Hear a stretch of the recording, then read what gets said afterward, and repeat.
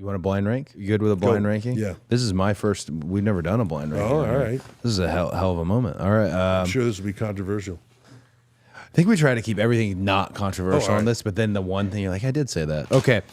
We're going to blind rank. You have some of the most iconic WrestleMania entrances of all.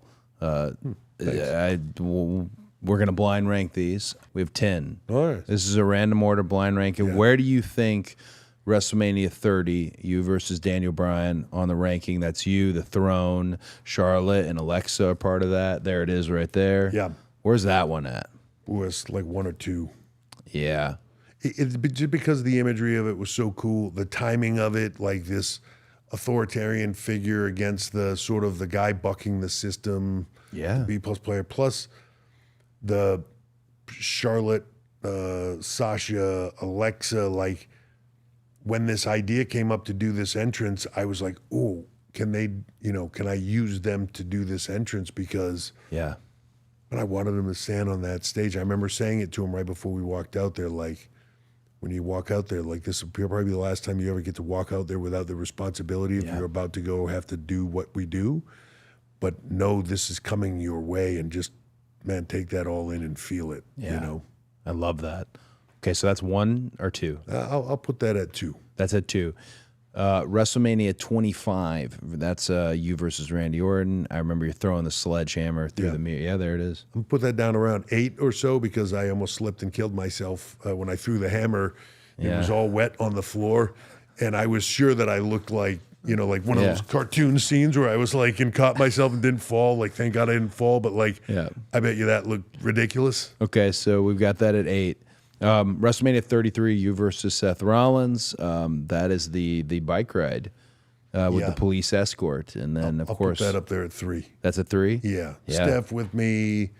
The police escort was it was just a cool visual. The entrance. Yeah. Yeah, and then you did the thing where you basically just put it in neutral, like you're not actually, or were you driving it On the way down? Yeah. No, I was driving it on the way down. So there's motor vehicles and Yeah, no, it's tricky. Those Boss Hoss trikes also don't have gears like a motorcycle. Okay. They have like 2 speeds. It's an automatic. Nice. So you sort of got to put it in gear. Okay. But you got to be careful with it because it's like crazy. So that's fast. our number 3. Yeah. Okay. WrestleMania 12, the Ultimate Warrior, and this is your first WrestleMania. So I'll put that like a 7. 7. Yeah. Okay. It's not the coolest of entrances of all time, but it's my first WrestleMania, and I'm about to walk out there with the Ultimate Warrior. Yeah. Which, I know a lot of people talk about that match over time and all that, but like Vince coming to me at that point in my career to say, hey, the Ultimate Warrior is going to come back, but he's not going to come back until the day of Mania, and I want you to be the guy in there with him. Yeah. And you're going to get to do all the media and all that stuff, so this will be huge for you. I was like, dude, I worked 64 straight days before WrestleMania, every single day. Yeah.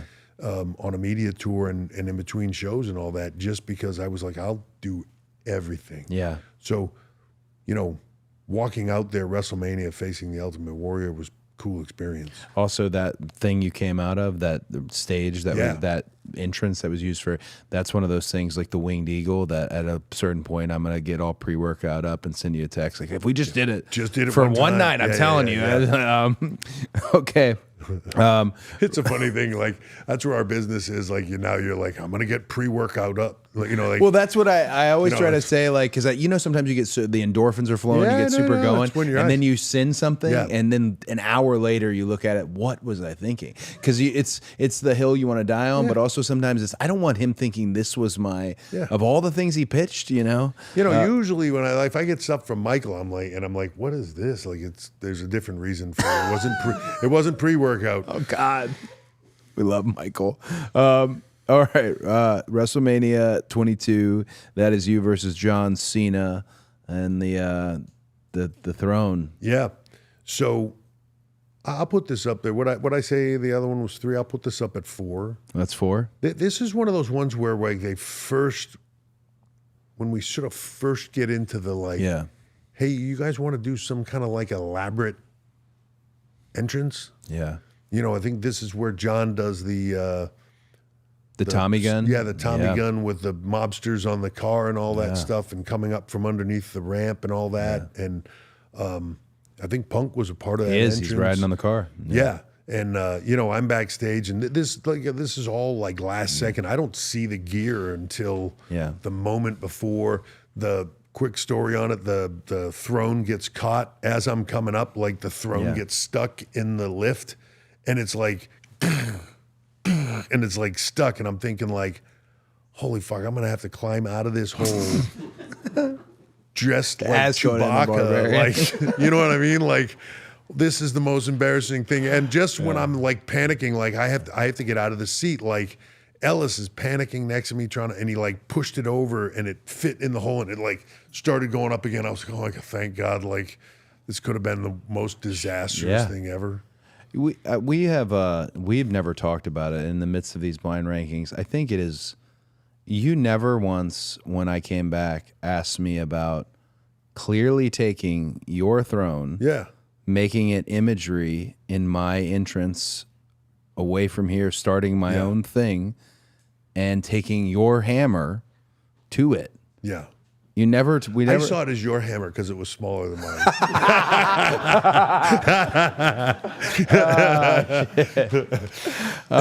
Okay, yeah, no. Look, I did that kind of shit to me. Is like, I remember when people brought it to me and like showing it to me, and I was like, "Fuck, yeah, all right, good for him."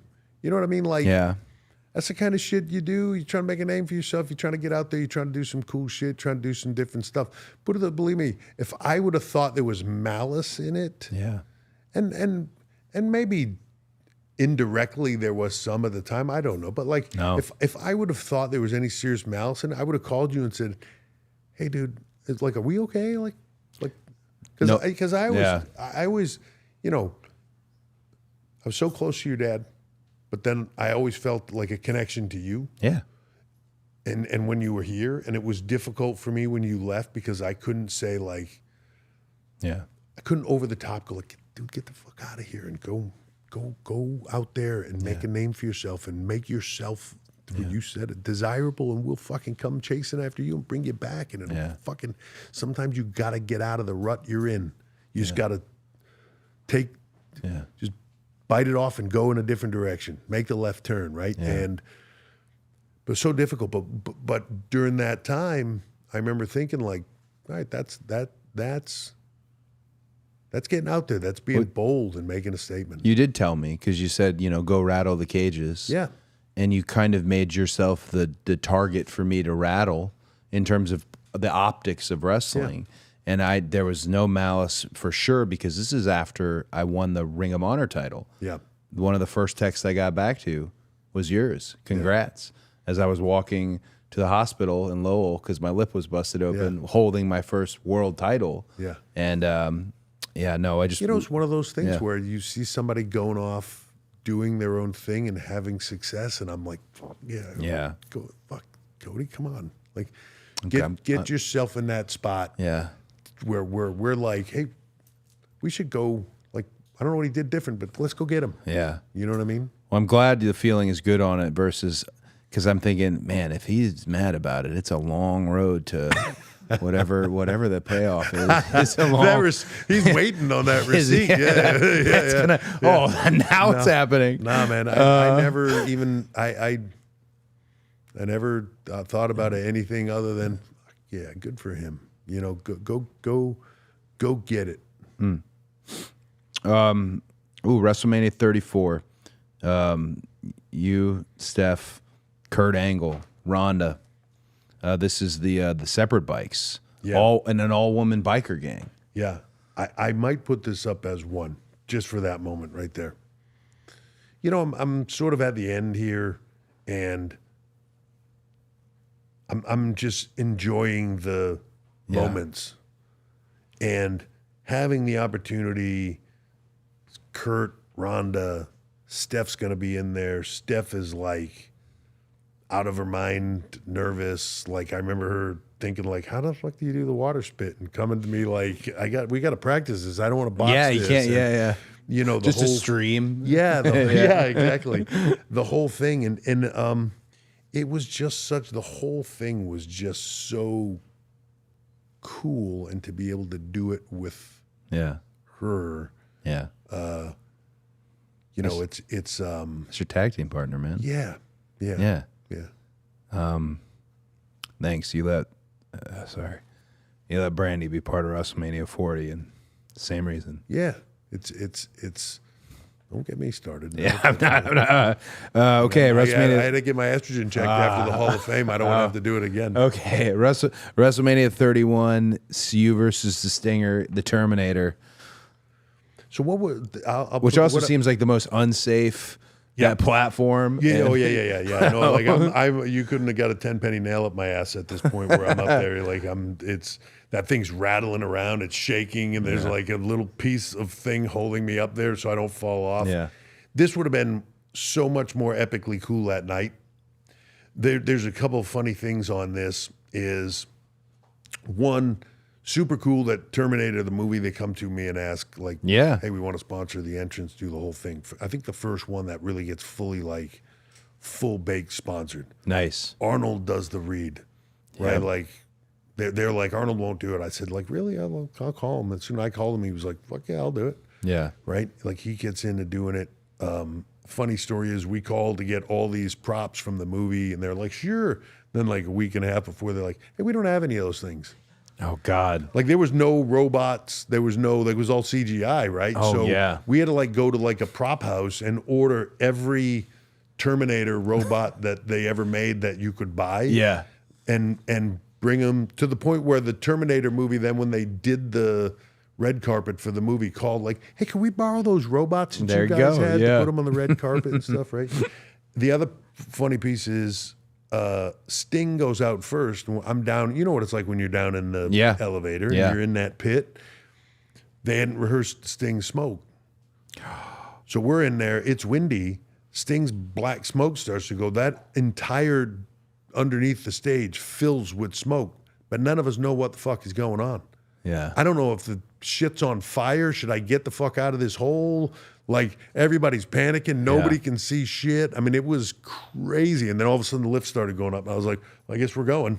Yeah. You know what I mean? But nobody knew what was going on. Things are okay. Yeah. Crazy. Okay. The next one. So that was 4. I'll put that at 4. 5, 6, 9, and 10. Okay. I thought I put, no, that's not 4. No, you put Barbarian at 4. All right, I'll put this at 5. 5 for that? Yeah, see, this is hard, man. Yeah, I know, and I feel bad doing WrestleMania 29 versus Brock Lesnar, giant skull head, and this is also where you were explaining to me, because that cryo can take a piece of you from time to time. Yeah, I always seem to have like cool entrances that somehow don't turn out epically in my favor. Like, we had rehearsed this, all gone great. I get in the thing, and they blow the smoke on me, and you know, first of all, I'm about to go face Brock, which is, you know, I love working with Brock. Yeah. And it's physical. Yeah, very.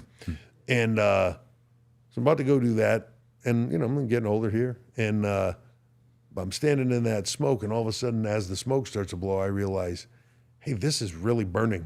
Like, I don't recall it burning in the rehearsals like this. And now I'm like, boy, it's really burning. I got to get out of here. Yeah. And I step out of it, and it, like, you know, you can hear shit internally in your body. Like, I can hear myself sizzling over the music. I can hear a sizzling sound, and I am like, what is that? Like, and I start to walk, and then I realize, like, I'm still burning.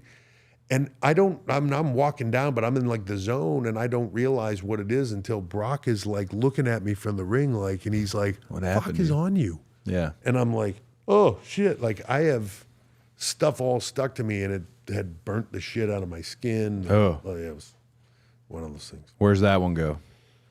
What I got left? 6, 9, 10. I'll go 10. Yeah. Yeah. I think you made the right call. The next one you've got, these are going to be 2 back-to-back. You've got WrestleMania 35, Batista. This is Mad Max. It's right into the ring on the post-apocalyptic vehicle. Yeah, this was a weird one. Cool imagery, a little weird. What I got left? 6 and 9. I'll go 9. 9. All right. And I think that probably was the right call, because this is U21 also versus Batista, Motorhead. is playing you down to the ring. Up pretty high. Yeah. That one, yeah, and I totally, not even thinking about this one. Yeah, like this for me, you know, I was a huge Motorhead fan growing up. They do my music. It's epic. They get to play me there. It's classically Motorhead. Like they are so out of their minds. Yeah. That I don't think Lem sang one actual lyric. Like at the rehearsals were so bad that Kevin Dunn came to me. He was like, "Should we just kill this whole thing?" Yeah. And I'm like, because they hadn't gotten right yet. You know what I mean? Yeah, they were just hungover from the night before and stuff. And Kevin was like, this is horrible. And again, should we just kill it? And I was like, I think once they get straight before the gig, it'll be okay. And it was epically powerful. This is the lesson of, it's not what you say, it's how you say it. Like it was just, and for me, coming up with those guys there and all, it was just really, really cool. Oh man. Well, there's our list. And Lem was such a good friend that, you know, meant even more. Incredible.